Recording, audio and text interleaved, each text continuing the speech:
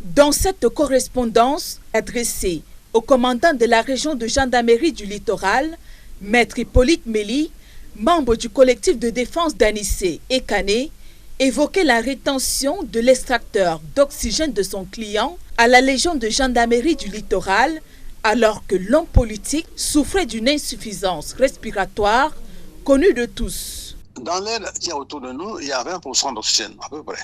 Le reste, c'est de l'azote et même du gaz carbonique.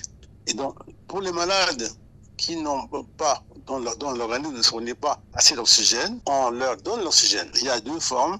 Soit l'oxygène pur qui est en bouteille, vous voyez ça, les grandes bouteilles qui sont métalliques, très très dures, qui contiennent l'oxygène.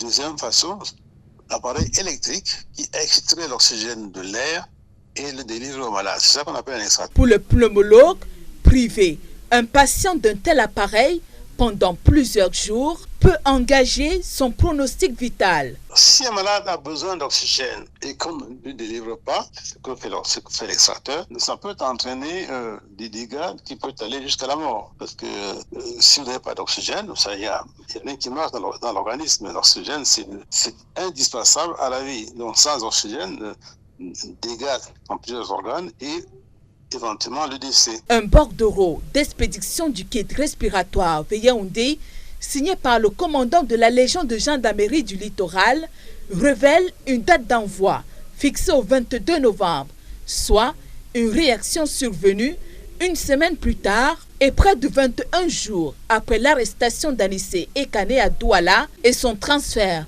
manu militari au CED, même si un communiqué du ministère de la Défense affirme qu'Anissé et Kané a bénéficié des soins appropriés au centre médical militaire de la gendarmerie nationale.